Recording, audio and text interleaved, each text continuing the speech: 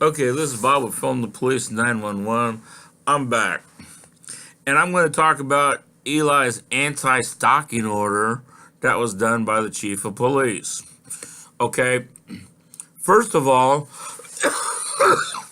when she's saying that she's afraid of Eli, she's lying through her teeth. She did 19 years as an Oakland police officer. Okay, and yeah, cameras are more dangerous than guns. But what can I say? Especially to a police force that is as corrupt as Portland Police. Okay, other police forces really don't care because they're not as corrupt. Yeah, you might have one or two officers that are corrupt, but hey, if I was a police officer and some guy was filming me with a camera and stuff, it would just show me in a good light saying, yeah, this is what I do, this is how I do it, this is what the law is, and I'm happy with that. Keep filming me. Now, if I was over there messing around with teenagers and picking up prostitutes and telling them if you don't go to jail, or you'll go to jail if you don't do certain favors for me, of course I wouldn't want a camera in my face. Okay, if I was sitting there covering up for officers like that, if I was covering up for officers, or if I was an officer that was taking money for drugs or on drugs, of course I wouldn't want a camera in my face. And so it's a real sad situation when you have Portland police so upset about cameras. Now, remember, the first contact that they said was part of the stalking thing was the chief in uniform with two other people around, or three other people around her, all had guns, and one was trained in martial arts, which, of course, that's neither here nor there. The judge said that's irrelevant. The cop could still be afraid.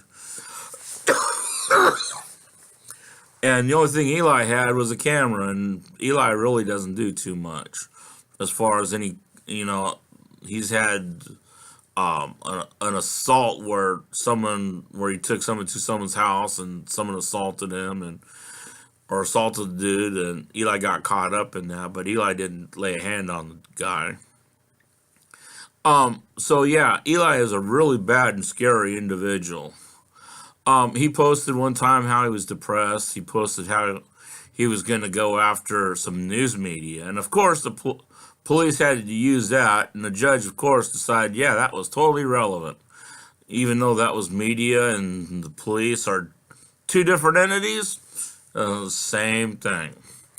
Okay. But all of Eli's stuff that Eli wanted to bring up, of course, the judge didn't allow that to happen and stuff like that. And they did judge shopping. He was supposed to be there at 8:30 in the morning. They moved it to 1:30 so that they could pull another judge out of the courthouse and move her over that day to cover Eli's hearing. And Eli's hearing was the only thing on that docket. Something smells really strange about that. They didn't use the regular judge that's usually in the courtroom. They moved that judge out so they could bring her over.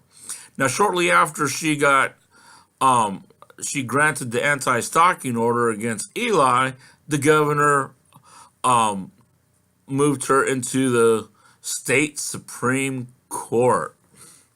So she actually got moved up for that. Now, let me explain to you something about this judge. Okay, this judge was in a contest back in the state where she was born and raised and stuff like that, right? I think it was a beauty contest or something like that, right? And she won the beauty contest the only way she knew how. Being another lady that won it that was white, her family filed a lawsuit and for racial discrimination. So they just sat there and said, okay, fine, we'll give it to her. Nice. I mean, that's pretty bad when you have to sue to win an award like that. And it really shows what kind of character you really have. Okay,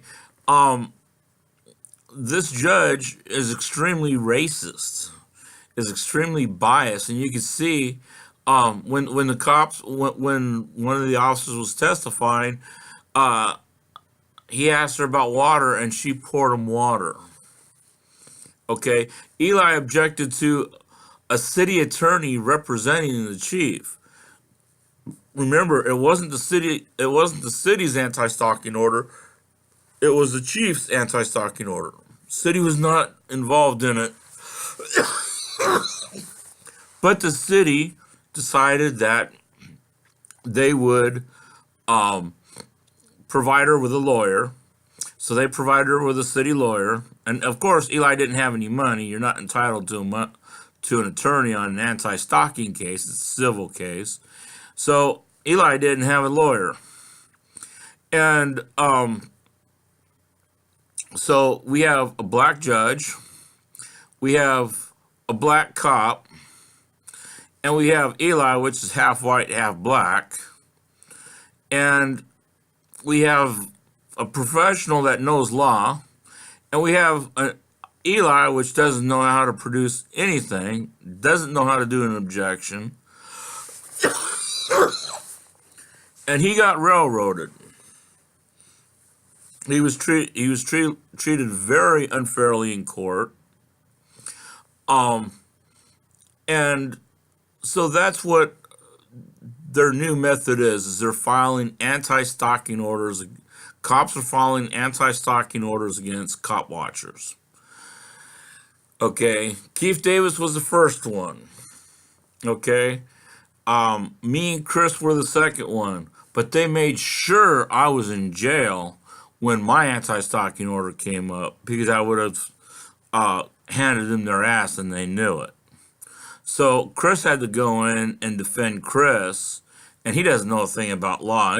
Anyway, he didn't know how to object, and he basically let them run right over him.